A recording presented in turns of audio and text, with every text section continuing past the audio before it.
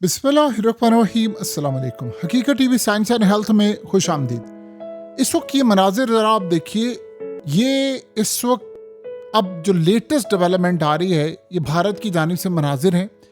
इनकी जो ट्रिशुल एक्सरसाइज है वो तकरीबन आखिरी मराहिल में अब दाखिल हो गई है, बिल्कुल ये आलमोस्ट फिनिश होने वाली है।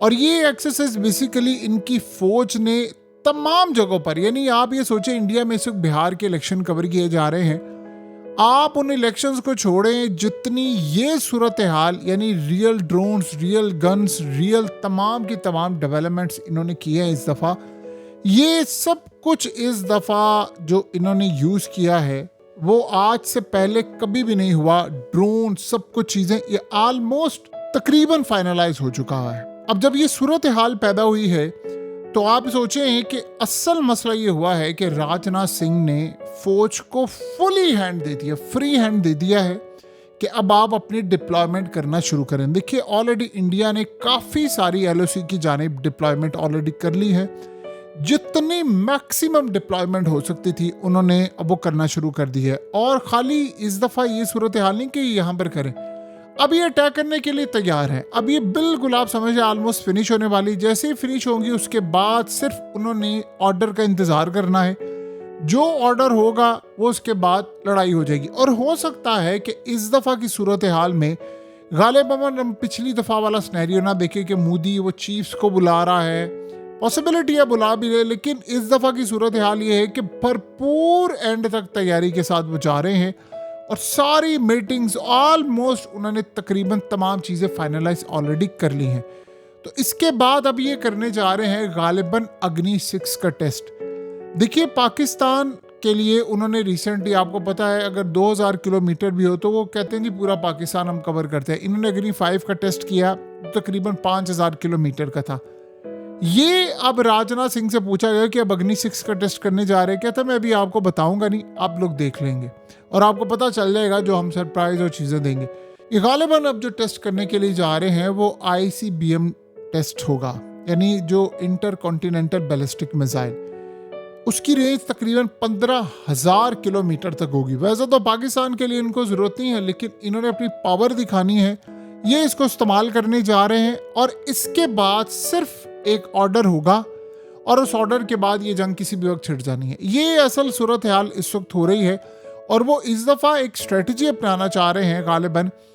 इसको आपने गौर किया है कि इंडिया के अंदर इतनी बड़े पैमाने पर हंगामी मिलिट्री एक्सरसाइज, डिप्लॉयमेंट्स, इन्होंने नेवी डिप्लॉय किया, यानी कोई कसर जिसे कहते हैं वो नहीं छोड़ी।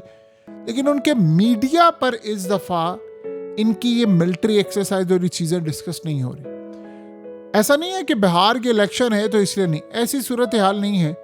इस दफ़ा उनकी स्ट्रेटजी बिल्कुल डिफरेंट है। ये अचानक से शुरुआत करेंगे और उसके बाद बस आपको पता भी नहीं चलेगा या हमें पता भी नहीं चलेगा कि किसों की जंग शुरू करेंगे। किसी भी वक्त इन्होंने बटन दबा देना है और उसके बाद ये जंग शुरू हो जानी है। सो इस वक्त की सूरत हाल ये है कि आलमोस्ट समझ लें कि सारी फाइनल तैयारियां इनकी हो चुकी हैं।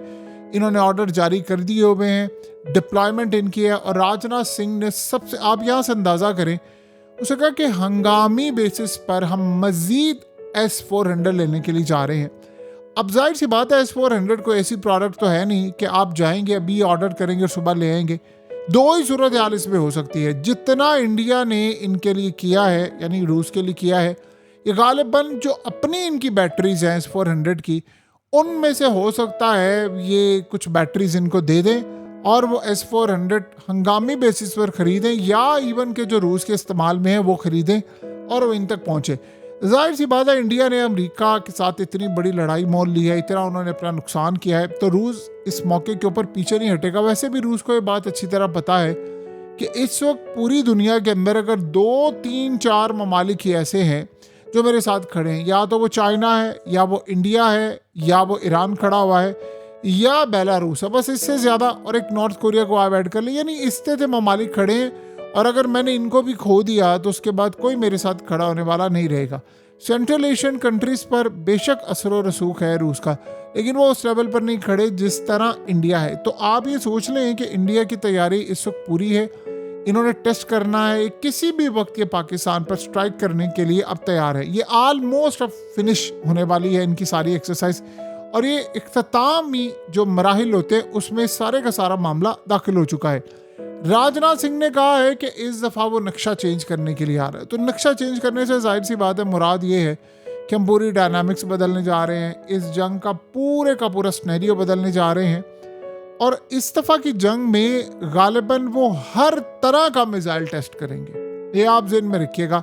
यानी लॉन्ग रेंज मिसाइल है और ये मल्टीपल जो वॉर हेड ले जाने वाले मिसाइल्स हैं अग्नि के, ये इसको गालिबन ज़रूर इस्तेमाल करेंगे। उसमें उनका प्लान क्या है कि हम लेट से एक डायरेक्शन में जा रहे हैं और मुख्तलिफ शहरों को हम टारगेट करें। तो मुख्तलिफ शहरों को टारगेट करने के लिए मल्टीपल जो वॉर हेड्स होते हैं वो आप इस्तेमाल करते हैं, और उसमें वो टारगेट करना चाहेंगे पाकिस्तान के कई शहरों को। सो जाहिर सी बात है इस वक्त पाकिस्तान इस सारी सूरत हाल को बखूबी देख रहा है, नज़र रखी हुई है हमने, और हम इस सारे मामले को ब्रिक बाय ब्रिक देख रहे हैं और सूरत हाल को बिल्कुल जायज़ा ले रहे हैं। देखिए कंटिन्यूसली इंटेलिजेंस का तबादला हो रहा है, इवन कि चाइना के साथ, जहाँ से भी पाकिस्तान ले सकता है। इंडिया इस सारी सूरत हाल में आप मत भूलिएगा कि सारी इस वक्त जितनी मिलिट्री की इनकी तैयारी हो रही है उसमें आपको बज़ाहिर नज़र नहीं आ रहा, लेकिन इसराइल पूरी तरह शामिल है। यानी वो पूरी तरह इसको मॉनिटर कर रहे हैं, डिप्लॉयमेंट कर रहे हैं। अब LOC पर इन्होंने किया क्या है कि आहिस्ता आहिस्ता अपने एसेट्स डिप्लॉय करने शुरू कर दिए हैं।